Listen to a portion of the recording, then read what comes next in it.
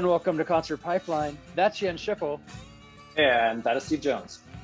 And Jens, today on the program we have a band called Gypsum. I had the chance to talk to two of the band members. I spoke to Sapphire and Jessy from Gypsum. They are an all-girl band, and they're based in Los Angeles. I spoke to them earlier today, so this is a really recent one. It was a fun chat that we had. We'll get into that in a little bit, but we have some important stuff to talk about first. Yeah. Before we jump into that, though, you did make the effort to go all the way down to LA and conduct the interview at in their hometown. Of course, I don't phone it in, Jens. I don't phone it in. I go to where the action is happening, right? So, right on. I tell you, the Zoom interviews have spoiled me a bit in a lot of ways, but it's opened up new doors where I've gotten to talk to bands from all over the world. But I kind of like it better than the old ones a little bit. I mean, I love going to concerts. I love being backstage, talking to the bands in the moment. But in those in-person interviews, I kind of feel pressured with time a lot, and with the Zoom interviews, I don't have that same feeling. I'm good with if the interview goes 35 minutes or almost an hour, like some of them are.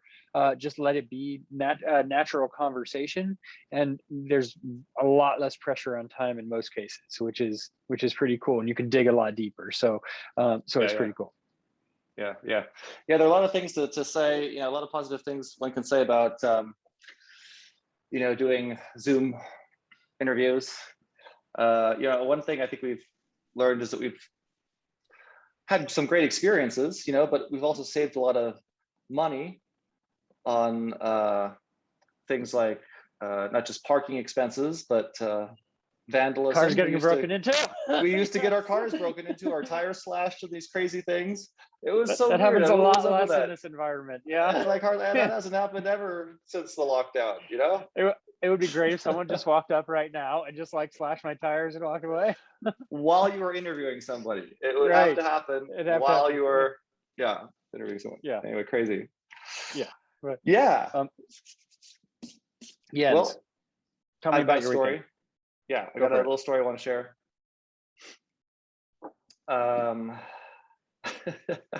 So my wife and I got away this weekend, or at least tried to. And the whole idea was to meet some friends over at the American River near Placerville, and just hang out and catch up and have some fun at the river. We had had this idea months ago. I mean, like towards the beginning of the year. So we didn't really know, what last weekend was going to look like. We don't know what anything's going to look like these days, but yeah. Right. Yeah. So we didn't know that, we didn't know things like how bad the drought was going to be, how about the fires and the smoke, was going to be, and so on and so forth. How hot it was going to be. Yeah. How hot it was. Yes. Thank you. How hot it was going to be, how bad the traffic was going to be, on and on and on and on. Anyway, so we took the day off on Friday and hopped in the car. It was all full of camping stuff, kind of, but we didn't, I wouldn't call it glamping, what we did. I mean, we didn't bring a tent, but they had like they had a tent already, but it was on like a wood platform. Okay. And the tent was, the stick tarp stuff that you might see in the military or something. And inside the tents were these little cots you could just throw your sleeping bag on. So kind of like glamping, but there's no water, there's no electricity. It's like MASH. Was it like MASH? It was like MASH. Yes, thank you. Okay. That's the visual I was trying to think. It was exactly like MASH. Okay, right? I got Except you. just imagine a river, and in hills, and beautiful view, that kind of thing. Yes, so we had these certain expectations of what it should, what it would be like, and most of those expectations were based kind of on the experiences we've had at this place when we visited before. Yeah, which was a long time ago. Last time we were there was a long time ago. So here I am looking up what the weather is like there before we left, and what the air quality index is like, and it really didn't look too good. Let's do it. Yeah, and I mean, even at our place over here near the coast, it wasn't looking all that great either. So I'm like, oh God, I was kind of expecting the worst. So we hopped in the car and we headed east, drove through Sacramento, up the 50 towards Placerville. The closer we got to Placerville and the farther we got from our house, The worse it gets, the right? worse it got. It got hotter and hotter. And oh my God, dude, the air quality was getting more and more yellow and yellow. And it was just, I mean, I've never seen it that bad. I've never Oh, seen it that bad. my So friend we from get Nevada, to, Colleen, has been sending me pictures, and it's like red, like fiery red in yeah, the skies at times, and it's gross. It's just, I mean, when I think it's bad here and just completely gray and miserable, yeah, I reserve it because it's like others have it so much worse, and there haven't been any fires here, knock on wood, right? Like it's yet. I know. It's been pretty minimal comparatively to previous years. But go ahead. Yeah, yeah, but it all depends on not just where the fires are, obviously, but I guess how strong the winds are and which way the winds are blowing. Because we've got a couple fires going on, and they're pretty far away from us, but we're Yeah. still getting impacted like this. And then so here we are. We drive into this private campground, and we find our little mash hut, and we're both like, why did we bother coming here? Why didn't we just cancel this? My dad's asking himself the same question every weekend when he goes to his Nevada City house. I'm like, what are you doing there? I'm like, he spends 3.5 hours driving up there, and then Yeah, he doesn't even stay for the weekend. Comes back the next morning because it's so miserable. I'm like, don't go. Now's not the right, time. The right, house will be yeah, there, or it won't. Yeah. or it won't. So the traffic was nuts. I mean, this was in the afternoon, morning, I guess early afternoon, when we were sort of in the thick of it.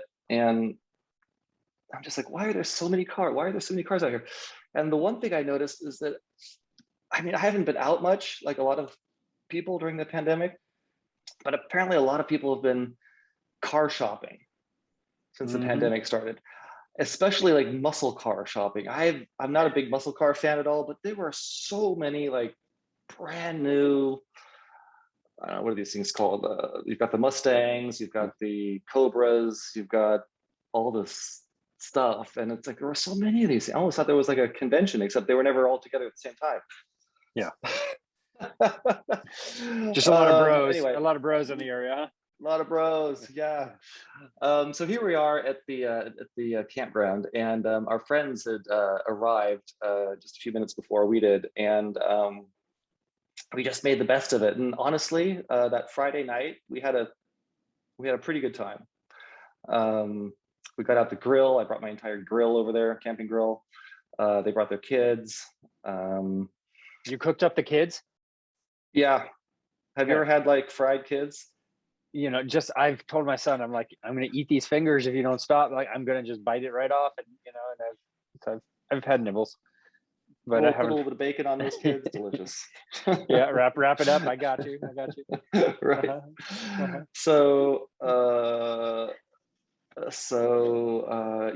Yeah. I mean, it was just surreal. It was really kind of like, what is going on?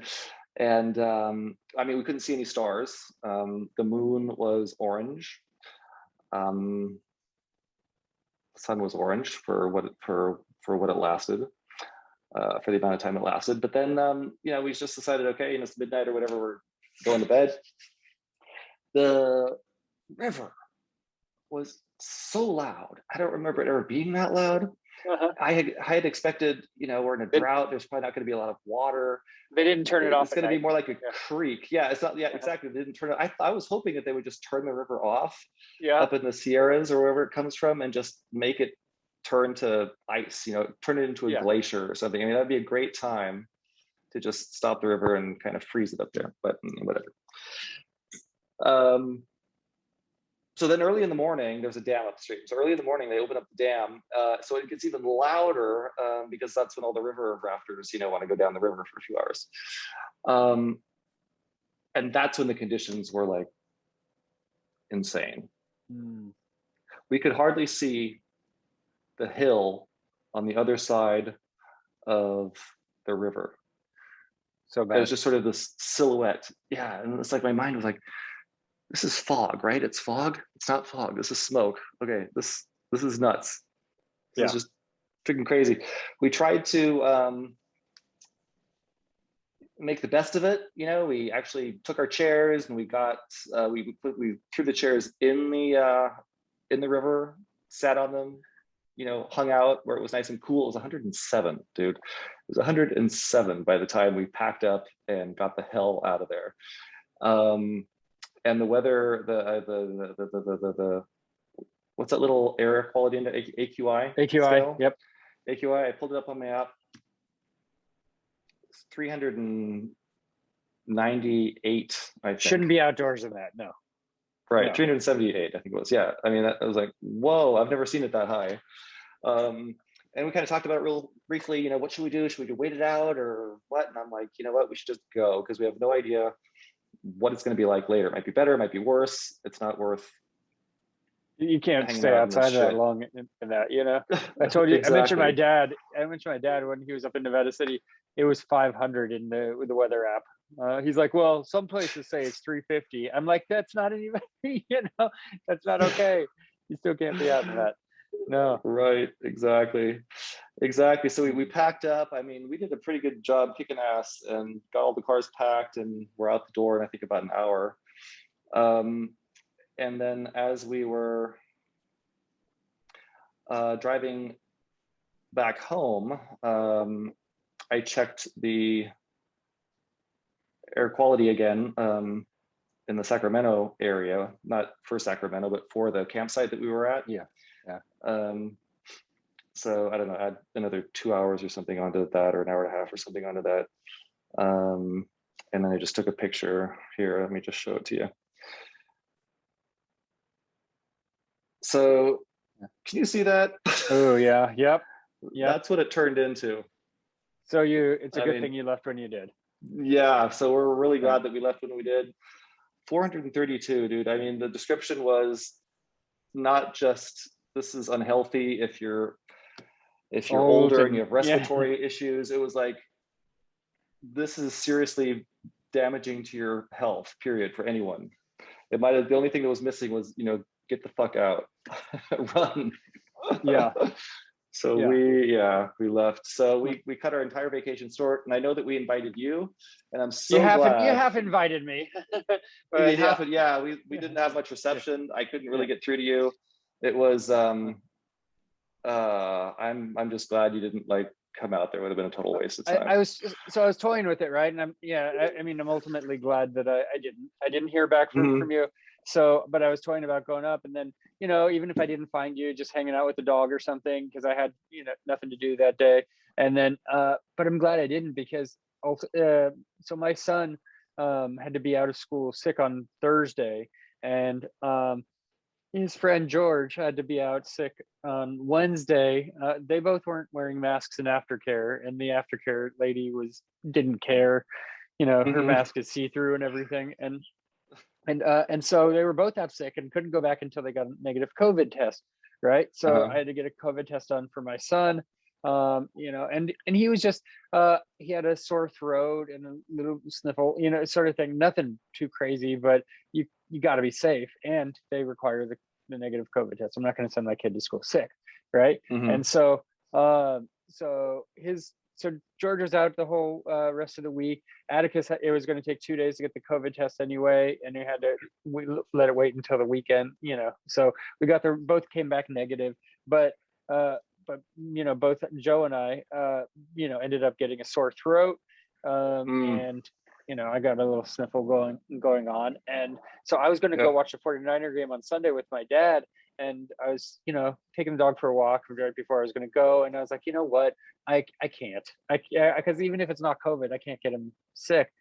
I don't want to be responsible for getting both of him and my stepmom sick, and then they watch my brother's daughter, and you know, and I don't need that on my shoulders. So I'm like, you know, it's not worth it. I call them up and cancel.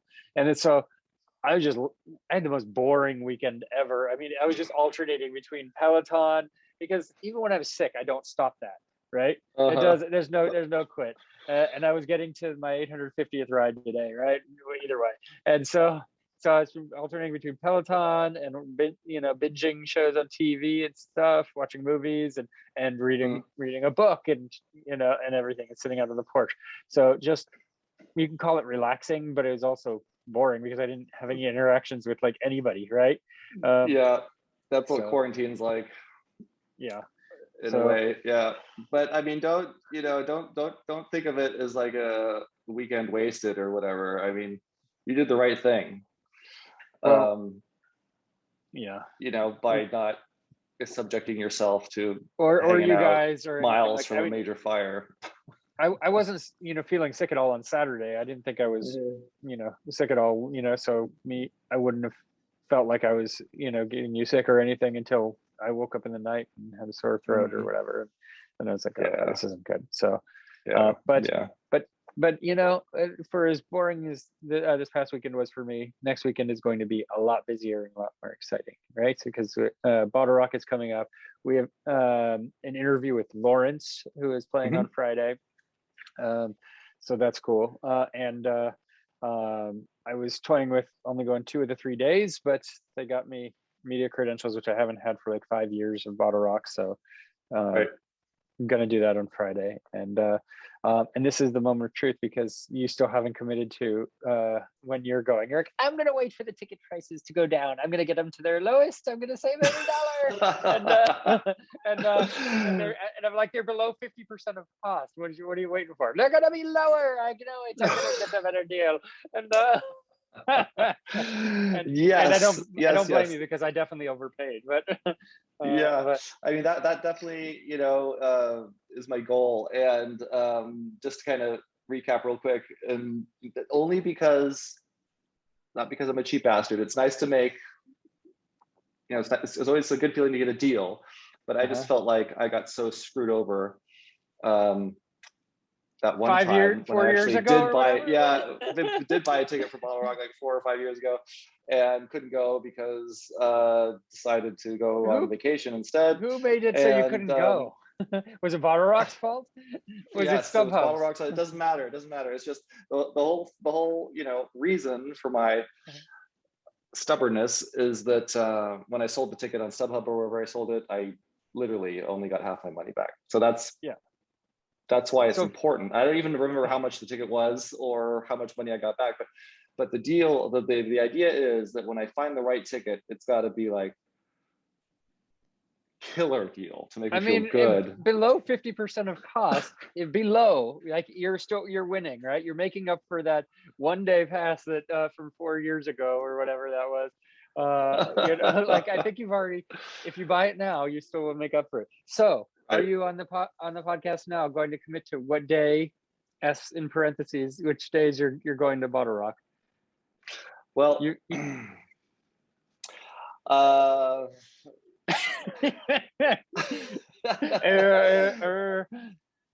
so I would love, this is the deal, straight up. I would love to go see Guns N' Roses again. Okay. It'd actually be a ton of fun to go see Miley Cyrus too. Not that I'm a big Miley Cyrus fan. They're playing it. She's playing at the same time as Guns N' Roses, I think. Exactly. Right? Yep. Which is what, Saturday? Saturday. Okay. So I'm in a huge dilemma. So I've had my mind recently focused on that one Saturday.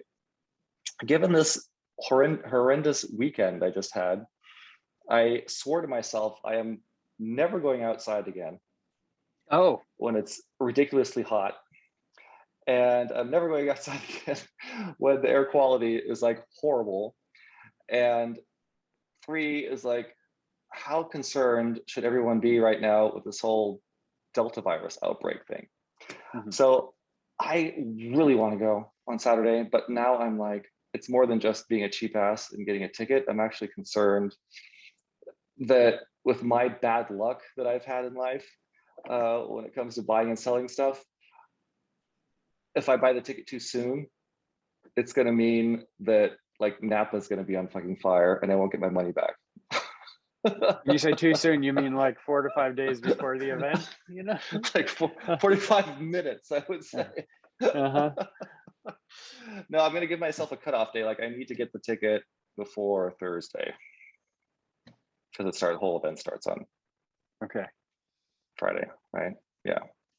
So you're toying with Saturday as being the one day you're going at this point.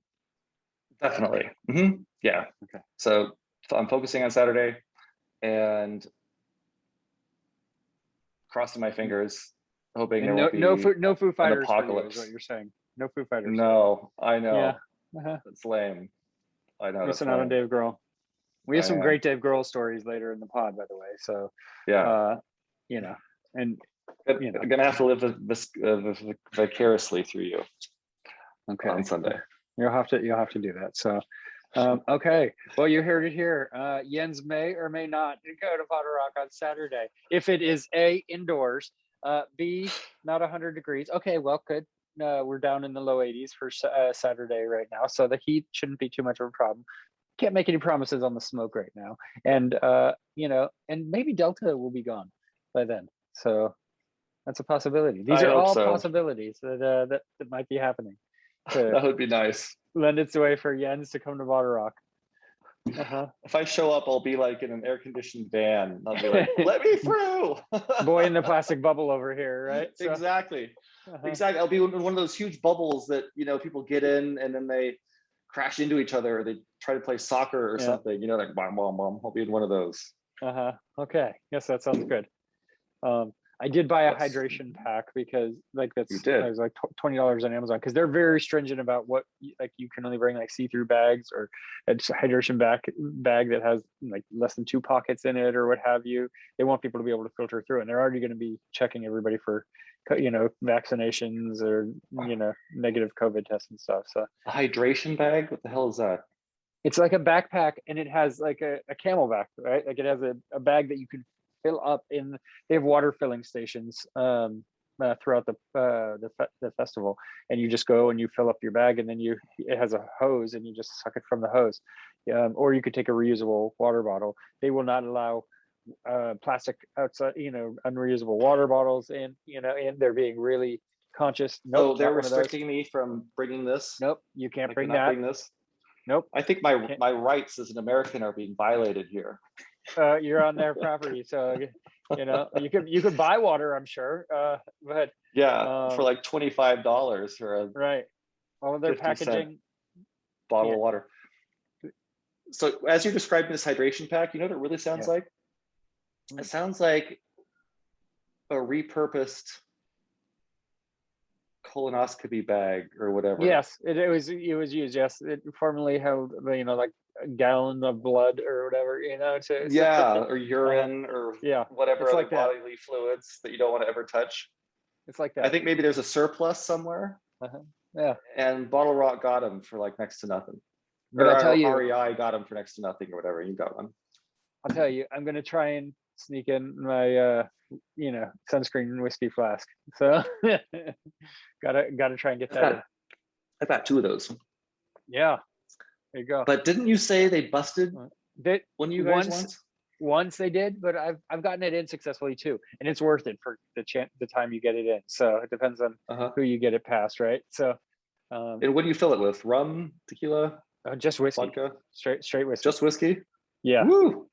It's lasting me throughout the day. I'm not chugging it right at 12 when I get in or whatever, So right. Yeah, I learned the hard way. I can't drink whiskey. I'm gone, dead. I might as well just write off the next day. I can do it. Complete energy loss. Yeah, it's I can handle some whiskey, and throughout the day it'll get me where I need to go. So, and I'm biking there, so it's not too bad anyway. So perfect. All right, Jens, we should bring in our guest. Again, this is Gypsum, and I had a good chat with Sapphire Jewel. Sapphire Jewel is her name. That is an awesome name. I didn't talk to her at all about her name. It's a fantastic name. Just seemed too easy to go down there. And I feel like every interview is going to ask her about her name, Sapphire Jewel, and her parents, but what an awesome name. And Jessy Reed. Is she green? A green person? No, she's not a green person. Isn't Sapphire green? Sapphire green? I don't know. You got to ask her. So, all right, let's go ahead and let's bring in Gypsum. Here they are. Welcome. Jessy, how you doing? Good. How are you?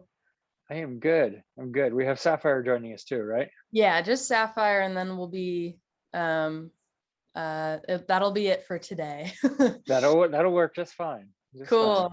So yeah, we can just start chatting, and then she can jump in when she is free. So that'll work. Great. Cool. Yeah. How was your weekend? It was great. It was really nice. A nice balance of like fun activities and also like chilling and, doing some housework. Yeah, how about yours?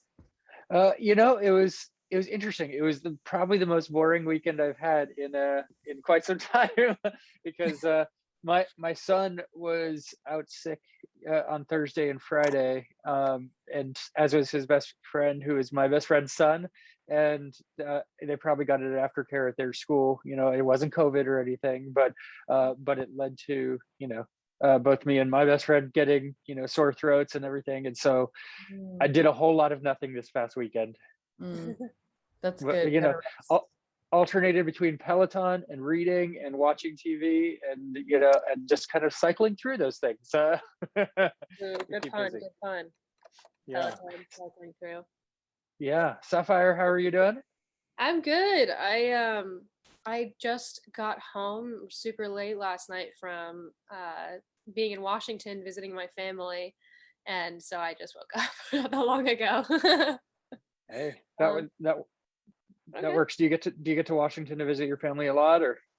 Well, during the pandemic, I didn't go for like a year and a half, I think, and then in like March, my grandfather wasn't doing so well, so I went up, and then again in April to film a music video, and then again this past weekend because my brother got married. So Congratulations, I guess. yeah, after a long break, I've seen everyone a lot lately, which has been really nice. Yeah. And so, did the whole band, I imagine, went to Washington to shoot the video that you were No, doing? nope, it was just me, but this is a different band actually. Okay. But yeah, it was nice to be in Washington. The weather was so nice that I just didn't really want to come back to LA yet. Yeah. Yeah. No, and I feel you. It's pretty gloomy here. I'm in Napa myself, so Oh, cool. yeah, trying to avoid the smoke and and the horrible heat, but it's cooler now and slightly less smoky, I guess. I don't know. Yeah, that's awful. I've been getting updates about the fire near Tahoe. Is that the one that you're getting the smoke from, or the different one? Yeah, it just drifts and it lingers, and because there's not a lot of wind to take it anywhere, so we have days that are bluish gray, and then the ones that are heavily gray out, and you're like, oh well, this is depressing, but at least we're not at the thick of it. It's a lot worse in different areas for sure. So Yeah, we're actually really used to getting smoke down here, but for some reason this summer, knock on wood, we like haven't had that much. Like every year for like the last 5 years, I feel like there have been at least several days that have been so smoky that everyone's like closed their windows. Yeah, But I felt it a couple like last week or two. I felt Really? it. Yeah, I did. Even though it wasn't like really bad as it's been, I was like, I turned on the air filter and I was like, stay inside. I don't know why it was really hitting me. Yeah. I haven't had it over here where I live. Yeah. Bummer. This is better than the alternative. I mean, I'm used to getting evacuated from my house and power shut down and all of that. Like, I mean, 2017, like that fires got really close, and I thought my house was gone, but luckily, luckily it made it. So, it's been a calm but dry summer. So, Wow. Yeah, it's really actually, I think I drove through that area that huge fire happened in Napa a couple years ago, and it's really sad to see. Yeah, what brought you to Napa? My sister wanted to go wine tasting, so my mom and I went and just hung out for a couple days, and got very drunk and cried a lot, and it was great. So it was an enjoyable time then, huh? A little bit. I think we like got some stuff out there that needed to be talked about. Good family bonding. The wine helped for sure. It helps. It does help ease things up and have those conversations that kind of slip under the table sometimes, right? So Yeah. Yep. yeah.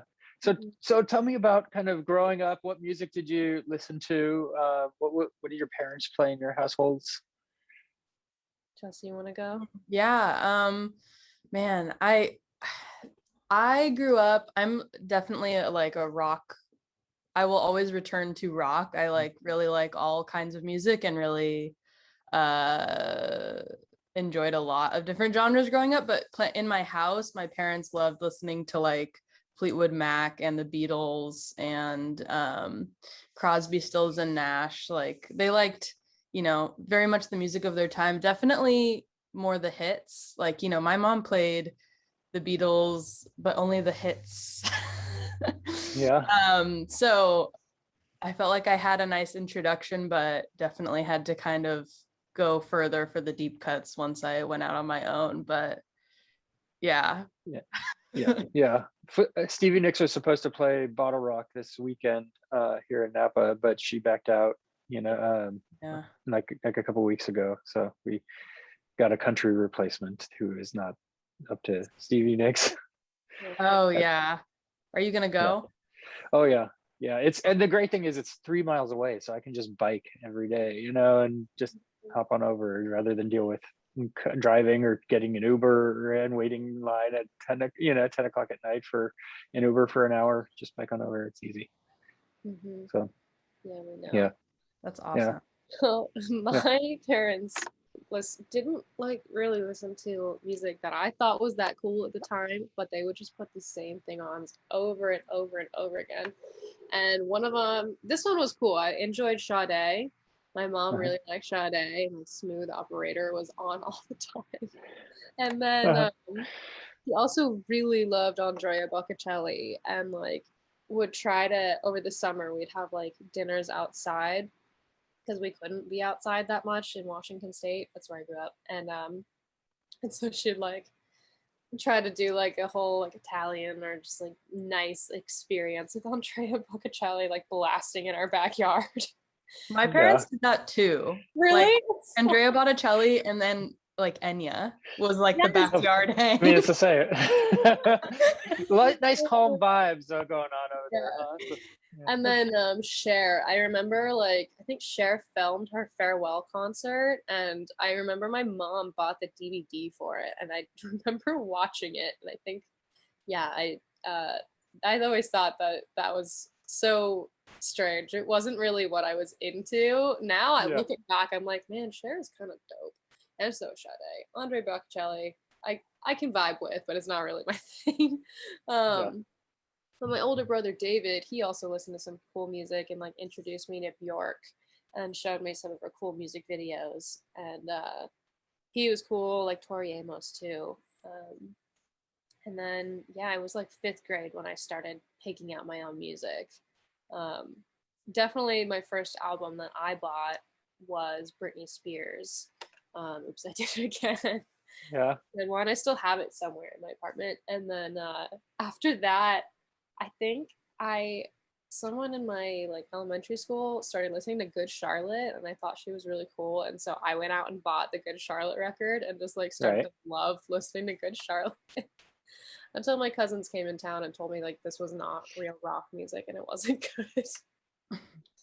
You have to So have those influences sometimes, right? Like you're influenced by those around you, and you need to be checked on your musical taste. I definitely had that period where I was like, my musical taste needs some development, and luckily I had friends there to help with that. So yeah. um, and so what were your first concerts that you went to? Oh, mine was Simon and Garfunkel at the Hollywood Bowl with my Oh, parents. see, that's a good one. You got a good one. Okay, It's I'm a sure good that one. was amazing, right? So Yeah. You're way too cool. My mom loved country music, and so she would like bring us to country music concerts, and I have no idea who I saw. I probably saw some really great country artists, but that's not really my thing. But I do remember for some birthday parties for like my friends, we went to a couple concerts and we saw Hannah Montana, like Okay. before Miley Cyrus like did Miley Yeah. Cyrus. So Hannah Montana and the Cheetah Girls. And then also I saw the Jonas Brothers, which is really funny. And All the then Disney. Yeah. the first concert that I was allowed to go to that was like a legit GA concert for like rock music, which I think I still might have a t-shirt from too. I was so little. Was All American Rejects, Boys Like Girls, The Format, and Yes, soundtrack. I went to that tour and I interviewed the Format. I was interviewed Nate on his tour bus on that tour, and Boys Like Girls. We interviewed him, at that show. Yeah, That's so awesome. Yeah, that was in Seattle. That was so much fun. Yeah, I went to it when I was here in the Bay Area. But what a cool tour. Yeah, I played Guitar Hero with Nate on his tour bus, and yeah, that was a really cool tour. I love Motion City soundtrack also, and that was a really great tour. I remember them being my favorites that night, actually. They were really good. Yeah. So tell me about the formation of Gypsum. You guys have been around for like 7 years at this point together now. Yeah, Jessy, you want to talk about? We started as like a very casual jam session, like weekly jam session, and it was just, we would play whatever came up from our bodies, or someone had an idea and brought it in, and we would like jam over it. And I think one of my favorite things is like all of us playing and it feeling like only at like a few minutes, and looking at the clock and like 15 minutes had passed or 20 minutes, and like that that's how we began. And then when people were bringing in things that started to form into real songs, and it started becoming more of a band, and then and then we played a first show after we had been jamming for months and months, just very casually, and we're like, oh, I guess we have to should we think of a name and play a show and finish some songs? And that's kind of how it formed, and then we just kept on with that. January 23rd, 2015 was your first show. What do you remember of that night? Oh yeah. It was a good night. It was a lot of fun. Yeah. I remember we played with our friend Henry, his band. They asked us to play with them. I think they were called the Neighbors or the Neighborhood or something. Jessy has the poster somewhere. I have the poster. Do you want to see it? Yeah. And like we played on the college campus venue because it's like it was a place that we could play for free. That was easy. Oh, the Neighbors, yeah. There you go. It was called Tommy's Place, and I feel like I went to so many shows there and there was no one in the audience, but for some reason we like packed the place between the two bands, and it was super fun, and we just like felt so cool after our first show. Yeah, I remember the day after Sapphire and I talked for a really long time. We're like, whoa, that was so wild. Like, I don't remember that. And then that's kind of how we knew our friend Henry, who played in one of the bands, and that's kind of one of our early people that we had early recording experiences with. He was like, we should record, and we're like, whoa, okay. So that was fun. Yeah. Can you show me the poster one more time? I want to get a picture of it. Oh yeah. Oh.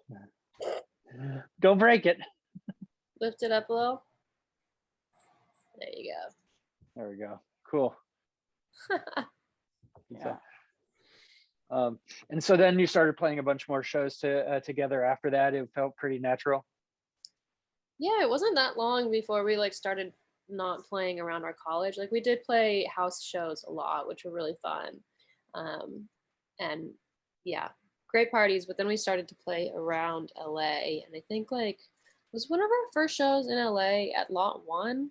Yeah, that was the first show we played, not at around our school, and that was just some other bands we knew were playing, and someone else was putting it together, and it was really fun. And that that venue was, I don't know, holds kind of a special place in my heart personally. Yeah, Now it's it's gone now. Yeah. Yeah. Yeah. And you all went to USC? Is that right? Yeah. Yeah. Okay. So so tell me what you kind of took away from USC that you're able to apply to your band. Man. Honestly, like doing the antithesis of what everyone else was doing is sort of how we felt, because we studied music and there's so much pressure in music school, and to like, I don't know, be really, really good at your instrument. And Jessy, I don't know if like totally had that because she studied the industry part, which is so dope to have that experience, someone in the band having that kind of knowledge. But yeah, we started this band, like we explicitly discussed that this was a safe space to just like make up whatever you want and you can suck and that's fine. Whereas like anytime I ever played with anyone else, it would be like, if you suck, they like side eye you and like look at you like weird and then never want to play with you again. So this was a safe space for us. And I think that was our takeaway from college, was just like learn your stuff, be exposed to what they're going to teach you, but you got to do your own thing. Yeah. And Jessy, tell me about what you've learned from the business side of having a band, or, you know, operating.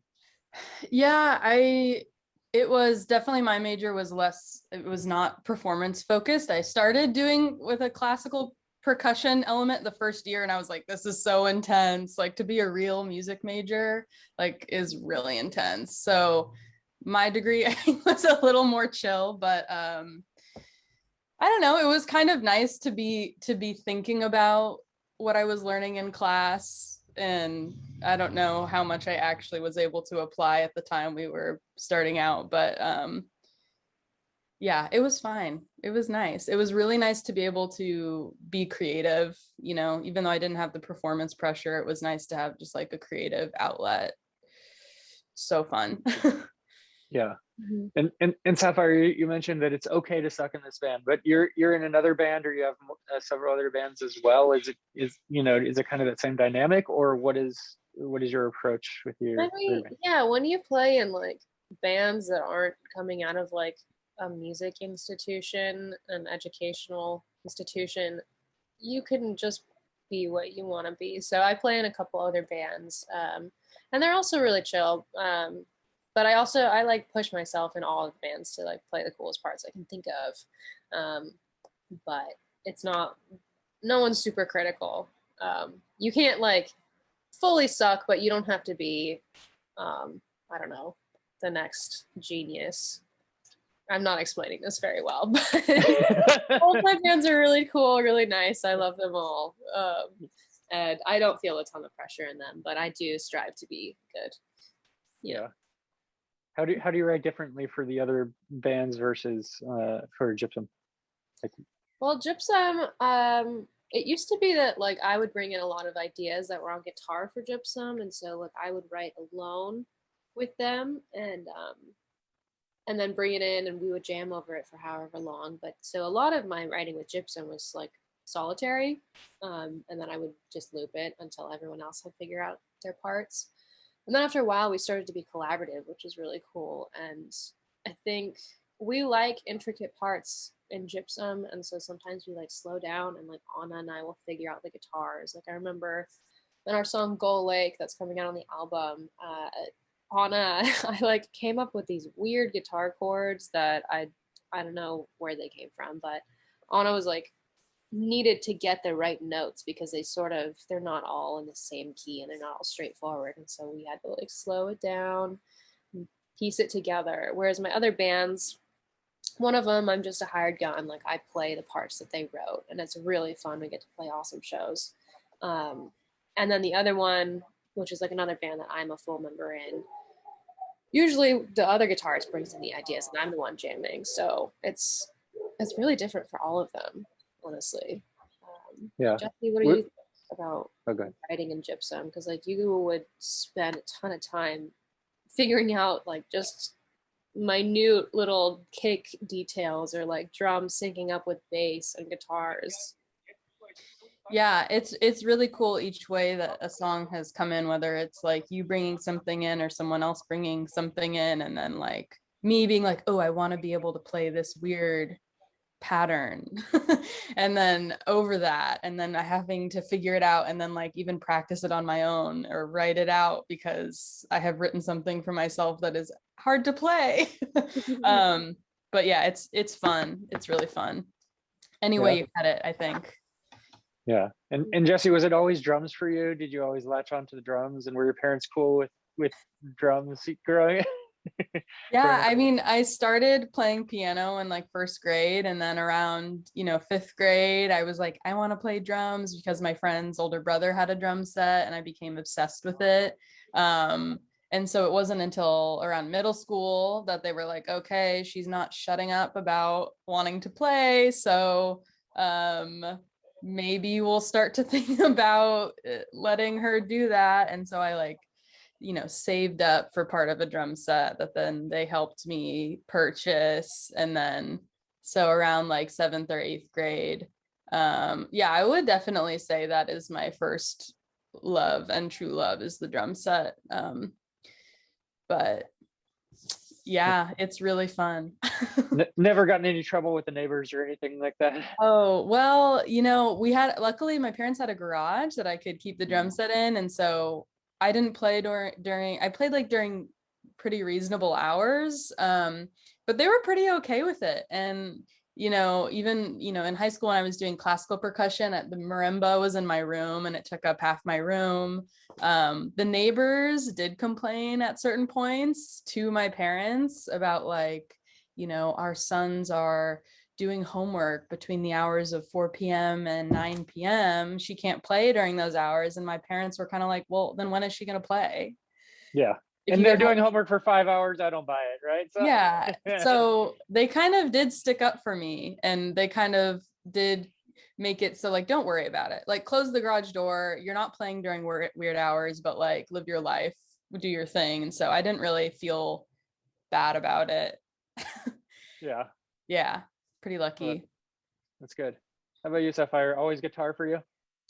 Yeah, I played some piano, but I never like really studied it. I tried once, and this teacher, oh my God, this teacher was so mean. He was like super classical. I want to say that he was Russian, and he like once told me, I was I think 18 when I was gonna try taking lessons, or 17, and he was like, I don't take students that are this old usually, but I'm making an exception for you.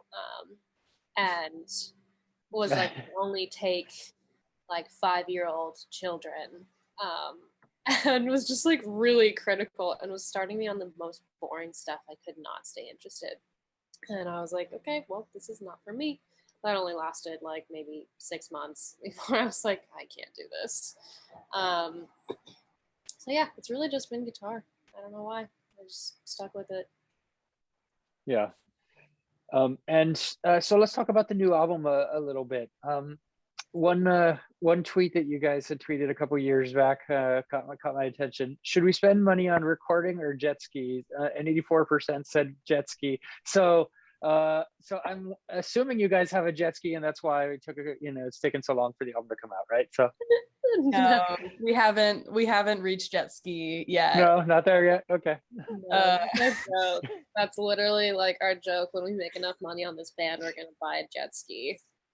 Yeah. But just one to share, or for the 4 of you, or okay. I guess it depends on how much we make and what we can afford. Yeah, haven't gotten that far. Yeah, when we were figuring out like, okay, we could do an album. How much does that cost? Yeah, that's very funny. Yeah, we like jet skis. They're awesome. Yeah, but you've gotten to this point. The album's done. I've heard it, and it's good stuff. So tell me, when did you start it? I know it wrapped on November 10th of last year was when you guys finished tracking it. So how long was it? Yeah. Tell me about the process of making it. Well, thanks for listening, first of all. Appreciate it. Of course. Yeah, I mean, obviously the songs took a really long time. We compiled, we took our time, and then, it was it's been over a year. I guess we went into record in October 1st, and then went back in November to finish up. But I guess it was 14 days total, at a place in Echo Park called Station House with Mark Rains, who engineered it, who was a really good fit and had all the gear that we could ever want and was a great fit for us. And yeah, it was really fun, and we produced it ourselves, made the schedule. Like Anna and Sapphire are very good at Pro Tools, and we like recorded demos before we went in. We retooled the demos as needed. We resurrected songs that we hadn't played for years and years, and it was a really cool experience. Yeah. What did you learn working with Mark? What was that? What did you learn working with Mark, who engineered it, right? Oh yeah. I learned some editing techniques that I hadn't thought about before. I really like watching people use Pro Tools because everyone kind of does it differently, and I'm just like picking up techniques to make it easier on yourself. That, and what else did we learn from him? He was just really chill and like down to do anything, and was a really good engineer. Like if there was a technical problem, he could fix it, or get to the bottom of it.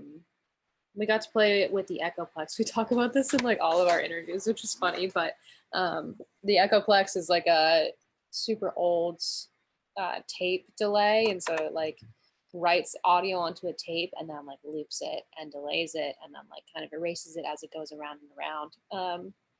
And it's really, really cool, and so it's all over the record. And he was kind of teaching us how to use that and like get some cool effects out of it while we were like moving the knobs. That was cool. Yeah, Mark was rad. Was really so with 14 days in the studio, I mean, you must have had a pretty good idea of what you wanted going in. Did anything get cut, or did it turn out pretty much how you'd hoped it would? I feel like we had some ideas of like doing more elaborate like transitions between tracks that we didn't do, but pretty much everything else I think we got in there. And then we also had time to like try things out and like axe them if they weren't working. So that was really nice. We all agreed that we wanted to have a little bit of playtime with random gear in the studio just to add a little bit of something else. And I think a lot of that made it in. There were some synths that didn't make it in, but that's okay. None of us are like really good at playing synths, so yeah, we really tried. we had to kind of go there and push it at certain points, like let's add this synth layer, and then we were like, no, but we're glad we did that because we could see there was one song that we thought we might record that we didn't end up recording, but I don't think it would have fit on the album very well anyways. No, I don't think so either. Yeah. So back in 2017, you played Women Fuck Shit Up Fest. Tell me about that, and what is the dynamic of that festival? What is that experience like for you? Oh yeah, that was a really fun one. Yeah, Myra Cortez, who we all know, and then some other folks who are just kind of around town in bands and like involved in those scenes, put that on, and it was at the Smell, right? Oh yeah. Yes. Yeah. Yeah. That was really cool. I mean, which is are you familiar with the Smell in LA? No, I haven't been. It's a Did it stay open? Is it still alive? I think it's still alive, but I actually I don't know, but it's just like a really important DIY venue in LA, and it's downtown, and a lot of people have come through there and played there, and it's a really cool thing that exists and that I hope continues to exist. But yeah, wow, that was a long time ago. Yeah, I remember it being really fun. Oh my God, yeah. We were on the floor, and it was like, kind of a like really cozy warehouse, like kind of small. And there were like bands alternating between, one would be on the stage and then one would set up on the floor so that the bands could play really fast. Mm-hmm. So it was just like constant music, and yeah, so that I remember that being really fun. Yeah. And you've had the chance to play with Potty Mouth, and you're going to be playing with them again. They're pretty cool. We've interviewed them before a couple of years ago. So tell me about that experience and how that came about. That's cool. They are simply friends at this point.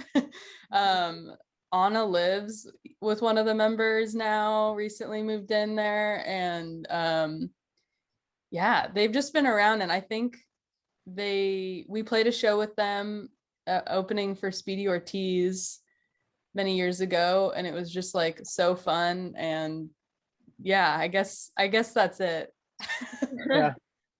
Yeah. Some really good experience for you, Sapphire. No, it was. Yeah, they're really cool. I also toured with them with another band that I play in, and just like got to hang out with them across the country for like, I don't know, 3 weeks or something. And so yeah, they're really cool, very nice people. Like, yeah. can seem super badass on stage, and you might think like, oh, maybe they're like hard to, well, not that, I don't know what I'm trying to say. I feel like I'd be slightly intimidated by them like after seeing their set, but in person they're like angels. They're really awesome. Yeah. They're awesome. I love their music. Yeah. Do you have tour plans to support the new album? No, we don't. Since we all do like lots of other stuff, there aren't tour plans yet. So this release show that we're really excited about on October 13th at Zebulon, come on down. Yeah. That's what we're focusing on right now. Yeah. And to close out, you guys have tweeted, we love math. Are you all fans of math? We love math rock, I feel like. Okay, math rock. Is this a genre? This is a genre, and we have historically, and I think still do, love odd time signatures and playing in like, you know, weird time signatures, which is mathy, one could say. Yeah. So. Yeah, we got a couple on the album that are considered kind of math rock, not quite. I don't know if we would call ourselves a math rock band, but there's a little bit of math. But we love math. You challenge yourself sometimes to step outside the box and get creative. Yes. Yeah. Excellent. Well, thank you both for taking the time today. I appreciate it. And hopefully your tour will get you up here in the Bay Area and be able to check you out sometime. So we will definitely hit you up if we make it up there. I like it. Thanks for taking the time to talk to us. Of course. I really appreciate it. Yeah, and good luck with the album release. I know it's been a long time coming, and you guys are excited for it to come out. So, so hopefully that goes well for you guys. Okay. Thank you. We're excited. I hope people love it. So much. All right. Have a great rest of your day. Okay. See ya. Take care. Bye. Bye. That was the interview with Gypsum here on Concert Pipeline. And Jens, that takes us to the final segment on the program. What is it? Well, Steve, it's time to talk about some music news. A segment in the story where we go ahead and update our listeners to what's going on in the music world.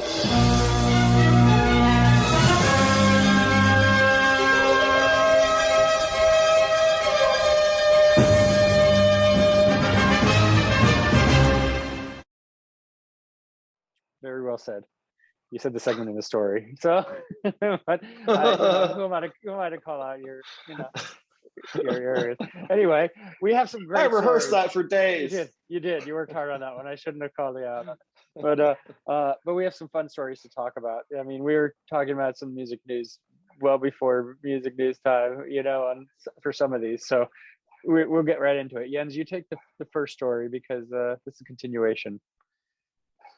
All right, sounds good. So are you implying that I should remember the actual first part of the story? You should remember roughly what you read, yes.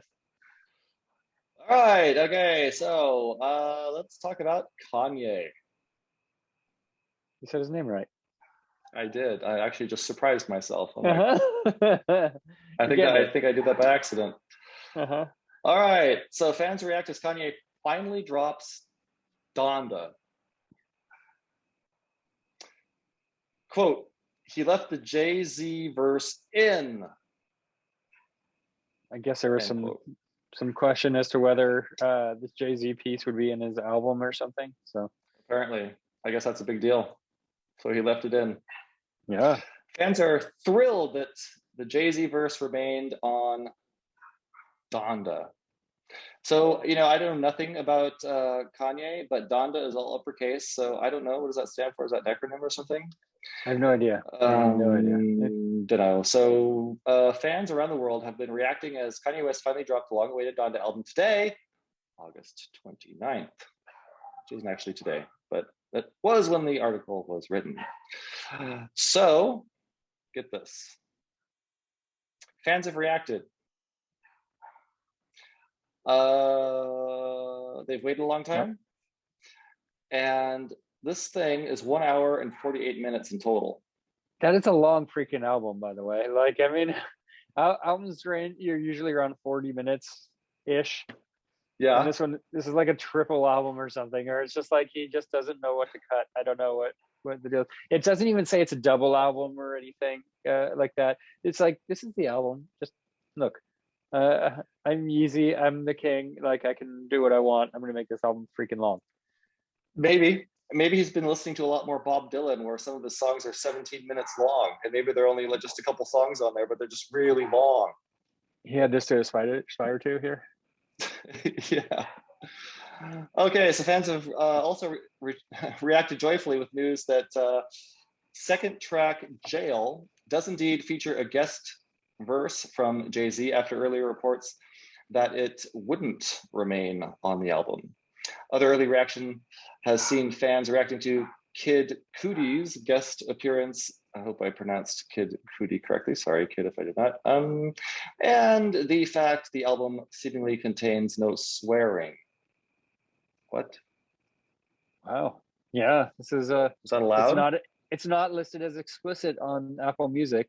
There are 27 tracks on the album, closing out with Jesus Lord Part 2.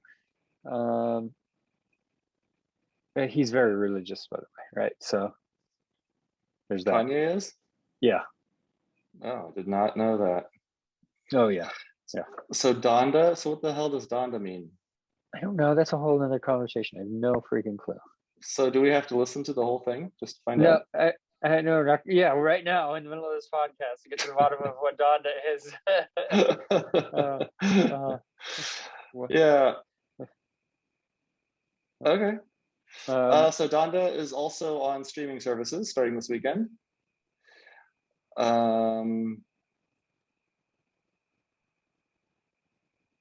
What does Donda stand for, Kanye?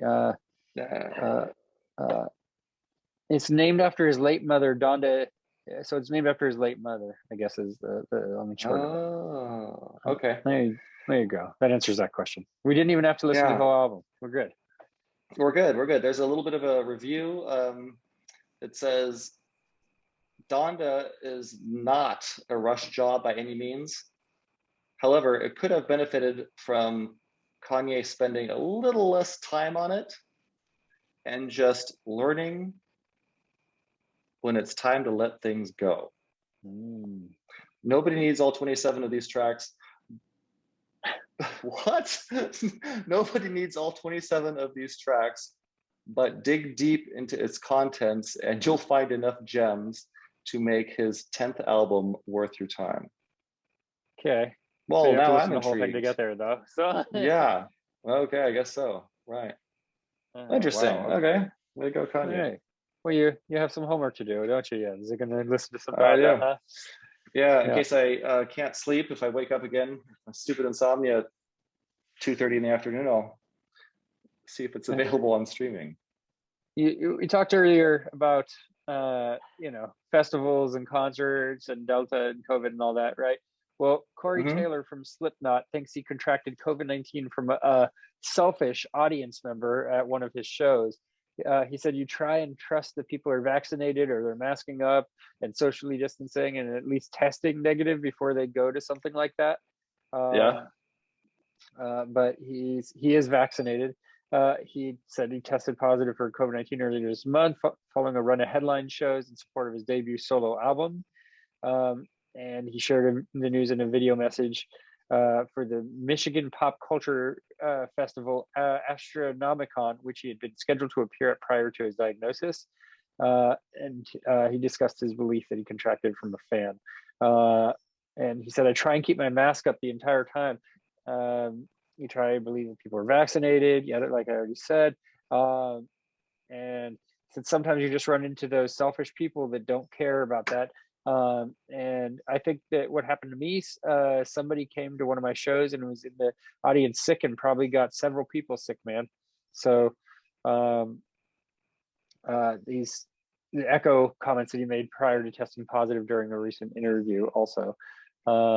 So he says, if you're going to put people at risk of being sick, you shouldn't want to go to a show. That's common sense. And if you do put people at risk, then you're a fucking asshole and you shouldn't be let in anyway. So he's recovering, and he said getting vaccinated helped him with getting over the brink. So everybody should get vaccinated, right, Jens? Yeah. Get vaccinated. You know, whatever your hang up is with not getting vaccinated, just get over yourself and get vaccinated. Get over yourself and do it. I agree. Right. Pick a different battle. You have an interesting story for us, and this is one you brought to me that I hadn't heard about. So I'm interested in your delivery. Yeah. And I thought this is something that you'd be particularly interested in. You know, you being a big time Dave Grohl fan. Yeah, and a fan of naked babies. And a fan of naked babies and pornography in general. Not naked baby pornography. Okay. Wow. Thank you, guys.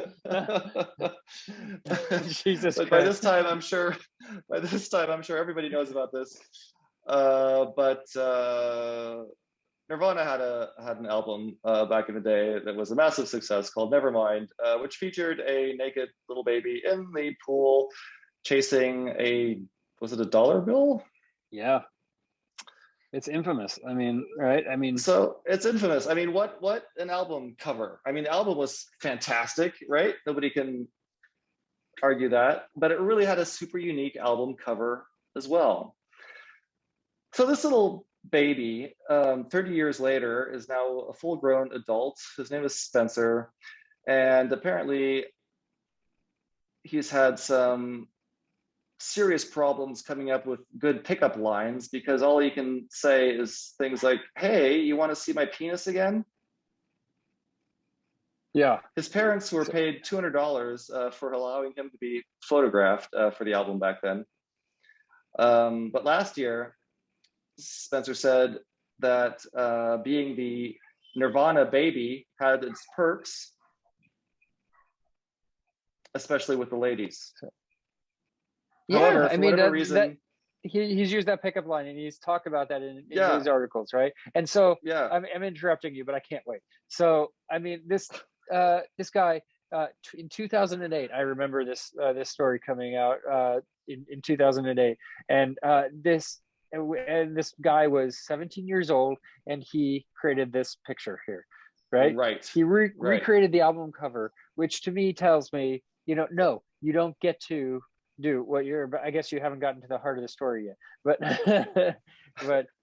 go ahead, I'll let you go. Yeah, hold on. So basically he is suing the remaining members of the band and the estate of the lead singer who had passed away, and Courtney Love. Was he suing her too? Yeah. Oh, I didn't send you the new story. No, I sent you. Sorry. It's okay. My bad. Right. I have it here though. But he filed a complaint on Tuesday at a federal court in California, and his attorney said the image was pornographic, that he suffered lifelong damages as a result of his involvement. He's 30 now. He's seeking $150,000 in damages from each of the defendants. Plus legal costs, right? And he's listed the surviving band members, which includes Dave Grohl, Chris Novoselic, the executors of the lead singer Kurt Cobain's estate, various record labels as defendants. He's listed a bunch of people out, and he wants $150,000 from each of them. advertise commercial child pornography. Okay, right, dude, get over yourself. Dude, the guy is high. It doesn't make any Yeah. sense at all. I mean, Yeah. so like you said, I mean, he alleges the nude image constitutes child pornography. So, I mean, what is that? So that means every picture of a naked baby is pornography? How is that? That has nothing to do with pornography. No. In fact, even California law says non-sexualized photos of infants are generally not considered child pornography. I don't think he'll get anywhere with this. But I can't imagine. I can't imagine he'll get anywhere. But you know what this story reminds me of? Yeah. It reminds me of. So there's a crazy famous track or section of the track on Pink Floyd's Dark Side of the Moon album, where the vocalist just screams. I mean, she's got like pipes from hell, she's like, and that is such a pivotal part of that album. And I think she appears twice on it, and she hardly got paid anything. She was just doing this little there were a lot of for the background album. extras for that album.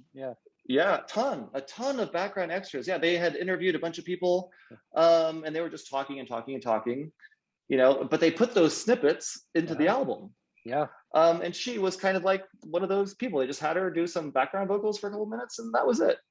Yeah. And what was great is that she came forward, years and years and years later, and said, "Hey, you know what? You guys made a ton of money, partially because I did such an awesome job doing those backing vocals. Can we take a look at the terms of our agreement and find a better way to what's the word, compensate me for that?" Yeah. And they did, and they gave her a bonus or whatever you want to call it. Why did this motherfucker do the same thing? I mean, if he thinks that he should be entitled to something, do it in a way that makes sense. Yeah. And don't sue people like a little spoiled delinquent nude baby. A nude baby that he is, right? So the nude baby he is, right? Yeah. It's gnarly, man. I mean, it's so whacked. It is just so whacked. Yeah. What would be even more whacked is if he won. If this story ends up being a story like that lady who bought coffee at McDonald's and then burnt herself like an idiot and then won the lawsuit, and now every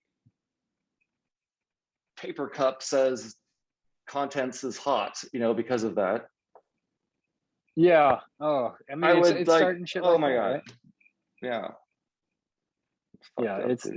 It's nonsense, man. So, I mean, it might, the evolution of this development may get to the point where every single album that you buy, either physical album you're flopping around in your hand, or maybe you've got a music subscription of some kind, but at the very bottom there'll be a banner that all images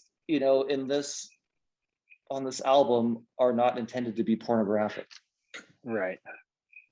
Anyway, we shouldn't give him any more time. It's annoying, it's frustrating, and we hope he doesn't move on. Right. But a much better Dave Grohl and Foo Fighters story that I loved, right, is Nandi Bushell. Okay, now we've talked about her before on the podcast. She's the 11-year-old drummer who had a virtual drum battle with Dave Grohl back and forth over last year. That she challenged him, and it was brought to his attention that she had covered Everlong. She was a big fan of his song Everlong, and I mean how incredible she was. Many other famous rock musicians took her under their wing, including Tom Morello. I believe Lenny Kravitz did. A number of different people who were just sung her praises. She's just such a positive young girl, and she's a badass motherfucker. She's just incredible on the drums, but she can play bass, she can play guitar. Her parents are super supportive. She's from England, so she has that great English accent also. And Dave Grohl had written a song about her. Well, she came out to California for the past 2 weeks with her family, and it started with, I heard her on a podcast on Toby Morse, who is the lead singer from H2O, the punk rock band. He has a podcast, and I listened to her extended interview and it was her and her dad mostly. They're just hanging out and talking for like an hour and a half.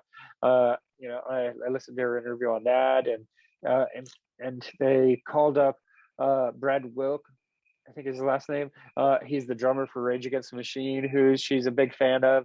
And they just called him up, during the podcast, and she FaceTimed with him during the podcast.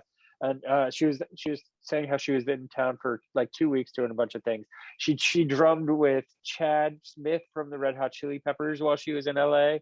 I mean, this is badass, right? And so then the most recent, right? She finally joined the Foo Fighters on stage at the Forum in Los Angeles. Yay! Yeah, and she came out in their encore and did fucking Everlong with him. Yeah, I know. And that's insane, man. What an experience for that kid, huh? Yeah, she was so excited. She obviously took over the drums and got to play her favorite song with him. And there were there's so many videos of it online. Everybody was, recording in the crowd, right? Everybody knew Nandy, and she put them all in her story. So it was like this endless loop playing Everlong, from the Forum, from all different angles and everything, like so many different angles. It was awesome, and everybody showing fantastic their love to her. And she tweeted, "It happened. It was #epic. Thank you so much, Foo Fighters. I had the best night ever jamming with you at the Forum. Thank you so much, Mr. Grohl and Taylor. #Foo Fighters." And then she shared a full video. Her dad was, I'm sure, the one who recorded it backstage from the side of the stage. The audio wasn't great from the side of the stage, but you could see her going up, and then the whole thing.